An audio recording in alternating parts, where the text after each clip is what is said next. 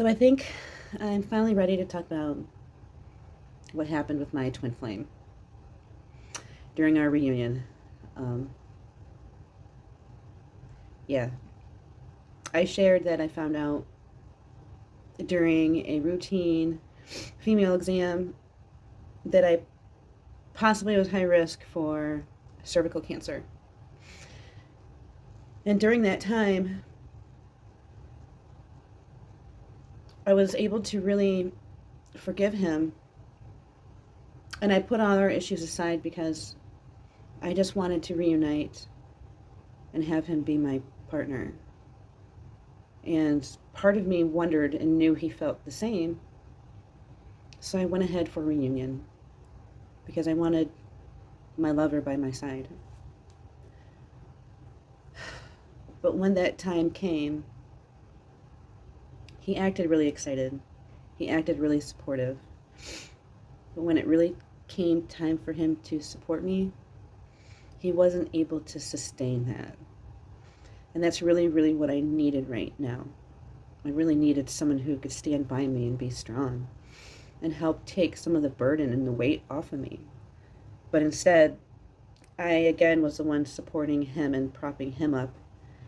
And with me being precancerous, I can't do it anymore. I literally don't have it in me.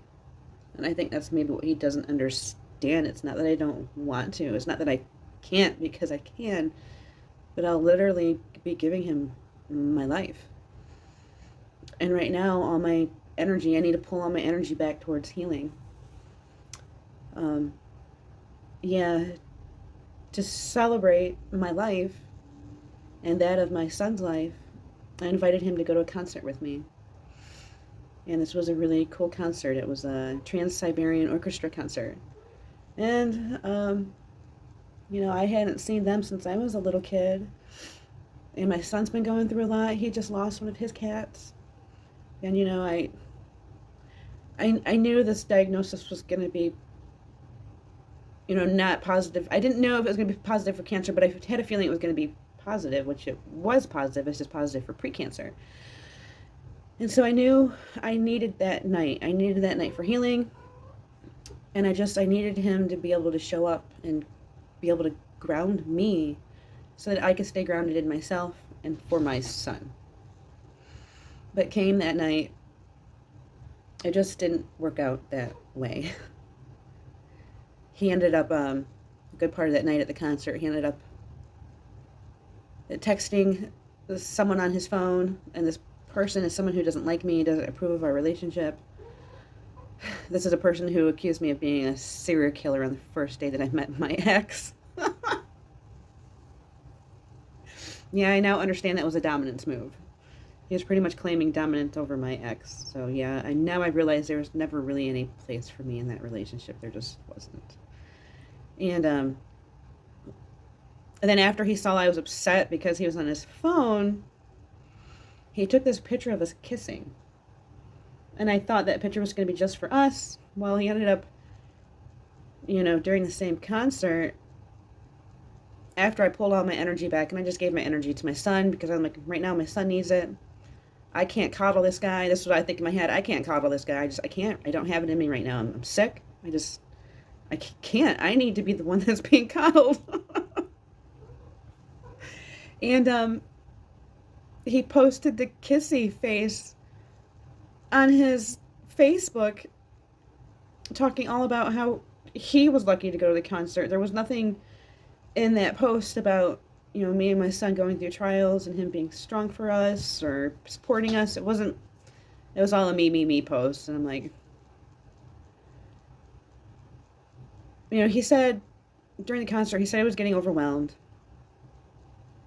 And I'm like, this guy, I just don't think he can be the support that I think he can be. I'm thinking this through the concert. And then all of a sudden he stands up. He steps over the empty seats behind us and just leaves. He doesn't say anything to me. He just leaves. I'm like, oh, great. Oh, great. So he was gone the whole last 15 minutes of the show. And as I'm standing during the final ovation, I look back and like, where where is he? And I see him at the top of the stairwells, and he's just standing there staring at us. And he doesn't come back down. He doesn't try to push through the crowd to get to us. He doesn't call for me. He doesn't flag me down. He literally just stands there like a gargoyle. So we finally meet him at the top of the stairs once the crowd starts dispersing. And he goes right back into protector mode, like nothing happened. He's acting all protective, taking my hand, trying to push through the crowd. And it just felt performative. Like in my mind, I'm like, if this guy can't stand with me and stay with me during a concert, how the heck is he going to stay with me if I'm end up being precancerous or have cancer and need all these tests and operations and medicines and kind of right then in that moment, I just knew he was going to keep taking more than he was giving back. And that was my experience that night. He was more comfortable watching me from the shadows from above rather than being by my side. So yeah, that night I ended up sending him home, and the next day I ended things. And I'm like, this isn't the reunion I thought it was going to be. So I decided I just need to love myself. I just need to be my own partner right now. Just take care of myself. And now that I know that I am precancerous, all my energy is just going to have to go towards myself. Making sure I'm taking care of myself, making sure I'm eating right, sleeping right, and not having all the stress of trying to mother or help a man grow or be the partner that I need, because I don't have it. I literally don't have it. It's not that I don't want to or that I can't. It's that I literally don't have the energy anymore. It's just all of it's going back towards myself now and my healing. And yeah. So this next stage in my life is going to be without my twin. And it sucks because I didn't want to go through this stage alone, but that just seems to be my pattern in life. I raised my kids alone. For the longest time, I wanted a man to help raise my kids, but I ultimately ended up raising them alone. And my oldest is a teenager now, or my oldest is an adult now. My youngest is a teenager, and so they're pretty much raised. My youngest son's becoming an adult. I see him every day. Becoming more responsible, and he doesn't need me as much anymore. So I now have the ability to really pull all my energy back and just take care of myself. And I think that's where the next stage of my journey is going to be. It's just going to be all Phoenix time. Just all Phoenix. I'm ascending, and that's what I need to focus on, my ascent. So yeah, that's what happened. Sometimes you just don't end up with your twin. Sometimes reunion isn't meant to be forever, and that's just the reality of how it is. Right now it's going to be my time focusing on being the Phoenix. And that's where my energy is going to go. It's going to go towards being in a relationship with myself. So yeah, I just wanted to share, that story. And it's out now. It's out of me.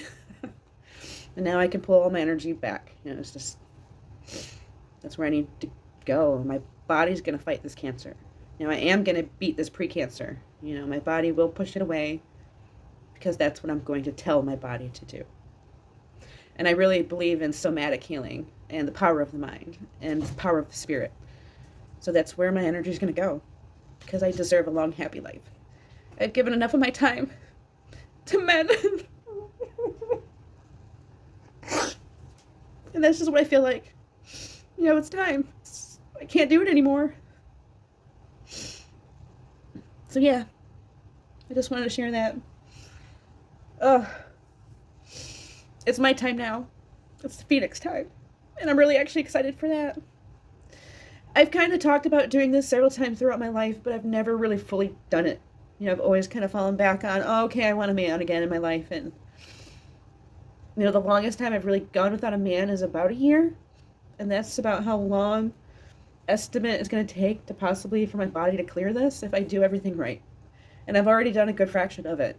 I've already started the initial testing. I've gotten the initial medicine done. And I'm just going to keep doing that because I deserve a long, happy life. I deserve to be pre-cancer free. And I'm going to get there. because that's what I'm determined to do, and I'm a freaking pretty determined woman. All right, Phoenix says, thanks for listening to my story. Thanks for being here through it all, from the beginning to now. I really never thought I would get here. I mean, I did, but, you know, it's just, yeah, when you finally arrive, it's just a feeling that I can't describe. It's like relief and sadness because I'm grieving an old part of myself, but it's also excitement for a future that I never really allowed myself to have before. I've always talked about self-love, but I never really embodied it. Truly, really. I always kind of ended up backtracking or keep giving my emotions and time to a man, and I think I'm finally to the point where I'm done. I'm done. Yeah. It's Phoenix time. We're rising up. So yeah. Keep rising, Phoenixes. I'm going to keep rising. I'm determined. Love yous. Bye.